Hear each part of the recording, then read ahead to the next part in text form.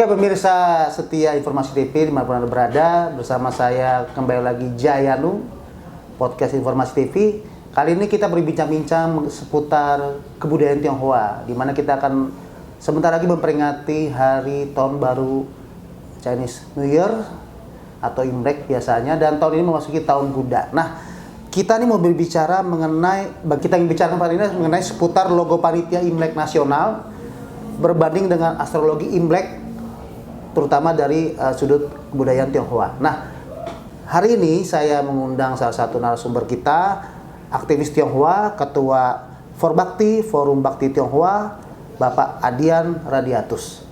Pak Adian, apa kabar nih? Ketemu lagi nih. Iya, Mas Jayano. Gimana, sehat? Ya, sehat Pak. Nah, ini kita nggak berasa ya. Ini sekarang mau masuk Imlek nih Pak. Bapak kan sebagai aktivis Tionghoa nih. Saya mau nanya-nanya nih Pak, mengenai logo panitia Imlek nasional berbanding dengan astrologi Imlek 2026 ini Pak. Nah, ini saya sempat ada berita ya Pak ya, ini berita ya. Mungkin Bapak melihat bahwa ini logo panitia Imlek nasional ini ada sedikit bagaimana gitu ya. Saya nggak bisa ngomong gimana Pak, tapi saya pengen tahu sih Pak, apa sih keterkaitan keberadaan logo yang dimaksud nih, yang Bapak mungkin bisa lihat juga di berita-berita mengenai logo Imlek nasional tahun ini Pak. Bapak bisa jelaskan sih Pak, Bapak kan sebagai aktivis Tionghoa juga ngerti lah ya soal kebudayaan. Gimana Pak? Ya, terima kasih Mas Jayano. Jadi kan gini, Anda kan ngejar saya karena ulasan saya juga kan. Iya. Ya. Siap. Kalau mengenai masalah logo panitia nasional itu yang saya ungkapkan dan sudah saya sampaikan juga sebenarnya ke pihak panitia nasional. Namun tentu saja karena sudah diterbitkan, mungkin agak terganjal lah gitu ya untuk dapat dikoreksi. Namun menurut saya sebenarnya itu bukan suatu masalah, bukan suatu penghalang, karena gini, dalam konteks logo itu kan mencerminkan budaya daripada Imlek itu sendiri. Nah, budaya ini kan di dalamnya ada yang dimaksud itu astrologi, daripada astrologi yang disebut astrologi Tionghoa terkait dengan rasi hewan, 12 hewan itu, yang dimana setiap periode berubah unsur-unsurnya. Nah, kebetulan dalam konteks ini tahun ini jatuhnya kan pada yang disebut Shokuda, kemudian unsurnya api, jadi gampangnya disebut tahun kuda api. Nah, melihat logo dari panitia nasional ini yang dikatakan sebagai cerminan daripada logo, cerminan daripada gambaran kuda lumping, itu tertulis. Kemudian juga memang ada penjelasan-penjelasan tentang ekornya 2 dikepang, atau kemudian juga pakaiannya ada corak batik, kemudian ada mata api. Tapi terus terang kalau dilihat dari logo seperti itu, maka kuda lumping itu tidak similar dengan identik daripada kuda api. Karena kuda lumping itu kan kuda buatan, kesenian. Jadi dalam konteks ini saya tidak bermaksud untuk membanding-bandingkan. Saya hanya sampaikan fokus bahwa gambaran kuda api itu tidak sama dengan kuda-kudaan atau kuda lumping. Bahwa kemudian juga kalau kita lihat, nanti saya bisa sampaikan kalau Mas Jayo lihat bagaimana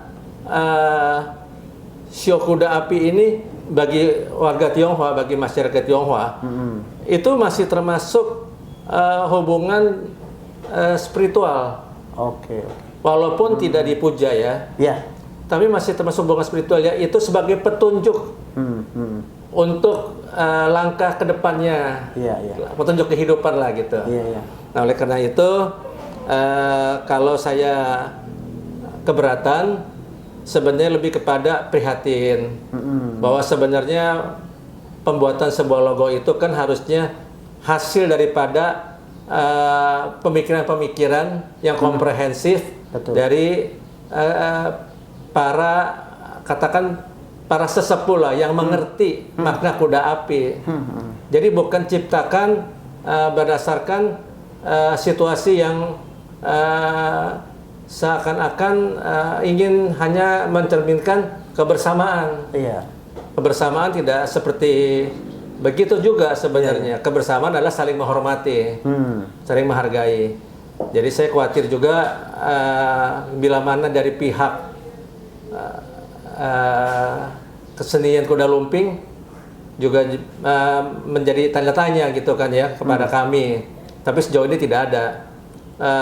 Oleh karena itu saya kira gambaran terhadap kuda lumping ini sangat bias terhadap maksud daripada kuda api itu sendiri.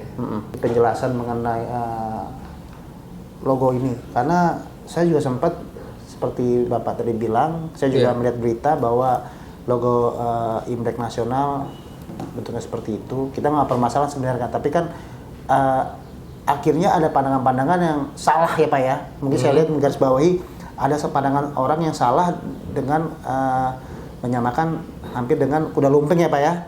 Nah sedangkan logo itu kan yang saya tahu Pak, logo itu kan masih mempunyai makna yang mendalam Pak. Beberapa aspek loh ya. Apalagi ini kan berbicara nih, kita bukan setelah logo, ini berbicara mengenai perayaan kebudayaan nih Pak. Dan itu ya tadi Bapak bilang, saya setuju bahwa tidak bisa sembarangan kita mencomot apa, menyamakan apa tanpa harus ada aspek yang benar-benar itu mempunyai nilai. Nah sekarang gini Pak, saya mau nanya lagi nih Pak mengenai perbedaan tersebut ya Pak. Memberi dampak pada budaya Tionghoa khususnya kesakralan astrologi sebagai petunjuk yang dipercaya oleh masyarakat Tionghoa itu bagaimana Pak? Kesakralannya Pak, perbedaan itu ketika itu berdampak nggak maksudnya? Iya, jadi kalau memberi dampak itu pada budaya yang semestinya pasti tentu paling hanya terkait pada masalah rasa dan karsa ya. Saya juga tidak menyatakan bahwa logo ini adalah sesuatu yang tidak semestinya dipaksakan gitu loh. Hanya menurut saya alangkah bijaknya kalau bisa masukan yang sudah kami berikan itu dapat menjadi bahan perbaikan. Kan bisa saja misalnya kalau kita lihat itu di logo ya, nanti kan bisa lihat ya Mas juga sempat lihat. Misalnya ekornya itu masih nempel di badannya, masih nempel di badan kuda lumping itu. Dan kuda lumping juga sebenarnya kan tidak punya kaki. Nah kalau pakai kaki itu malah ada yang bercanda bergurau, itu kan kuda kayu-kayuan ya, kita jadi tambah gimana gitu ya. Nah, jadi sebenarnya ini tidak bukan masalah yang hidup atau mati, tapi ini masalah bagaimana bersikap bijak. Karena memang esensi daripada perayaan Imlek itu kan kebersamaan, baik kebersamaan keluarga maupun sesama masyarakat. Apalagi kita kan majemuk. Kan kalau bicara lambang kuda di Indonesia nih yang asli kan yang ada kudanya ya. Misalnya kuda Sumbawa gitu loh. Kuda Sumbawa itu kan, kuda Sumbawa kan lambang kuda yang gesit, kuda yang kuat juga kan. Nah, jadi kalau kuda lumping itu kan digunakan untuk tarian ya, sesuatu yang kalau kita lihat silsilahnya itu ada mistisnya dan sebagainya. Dan tidak ada kuda aslinya gitu loh. Iya betul. Nah ini tentu sampai ada yang berita kan tadi kita baca kuda lumping naik tatah gitu ya. Itu saya baca. Kan saya tidak mau dong kalau kita anggap kita lebih tinggi daripada kuda. Ini bukan soal itu. Soalnya budayanya beda. Betul Pak. Ya, karena budayanya beda, kita jaga marwahnya gitu loh. Dan kalau kita lihat ada, nanti saya berikan gambar kuda api yang memang lebih tepat gitu ya. Dan kemudian jadi bagaimana kalau begitu? Secara astrologi kan kuda api ini kan petunjuk pada tahun berjalan ke depan, hal-hal apa yang biasanya akan mengikuti perkembangan daripada kehidupan. Kalau dari logo itu kan tidak ada narasi ke sana. Iya. Nah, itu hanya bentuk wujud ciptaan aja gitu. Nah, maksud saya kalau dari isinya tema, isinya gambaran daripada deskripsi logo kuda lumping ini, memang tidak ada salahnya menyambut Imlek dalam tema Nusantara kan, tema Nusantara, kebersamaan dan sebagainya. Tetapi kebersamaan ini menurut saya buat kami dan kawan-kawan yang sebenarnya menaruh perhatian, tetapi tidak mau katakan menjadi debat kusir gitu ya. Jadi jernih aja kita sampaikan bahwa secara astrologi itu tidak bisa diterima kuda buat-buatan gitu, kuda jadian. Gitu loh Mas. Nah Pak, tapi kan ini kan saya sudah akhirnya jadi keputusan ya Pak ya, sudah berjalan ya. Jadi gimana Pak, dengan sudah berjalannya ini Pak, menurut Bapak nih, melihat bahwa sudah ditetapkan kan, sudah jadi logonya, itu bagaimana tuh Pak? Menurut Bapak Adian sendiri melihat hal ini? Kan kita bilang, ini kan kebetulan juga masih ada berapa hari ke depan, masih ada lebih dari 12 hari lagi ya kira-kira. Saya kira soal klarifikasi kita serahkan saja kepada panitia nasional. Apakah ingin disampaikan secara lebih lugas ataukah diklarifikasi maksud saya, ataukah tetap berjalan tidak melihat aspek-aspek yang telah kami sampaikan. Meskipun begitu, kalau memang demikian, kami juga menghimbau kepada warga Tionghoa, kalau memang ingin membentuk atau membuat gambaran atau logo sendiri di masing-masing lingkungannya, ya itu tentu sah-sah saja ya, gitu loh. Jadi supaya jangan terpaku oleh apa yang umumkan di berita yang disampaikan oleh panitia nasional, tanpa mengurangi rasa hormat kepada panitia nasional yang juga memang saudara kami sendiri juga toh, ya, dari masyarakat Tionghoa untuk masyarakat Tionghoa dan oleh masyarakat Tionghoa juga gitu kan.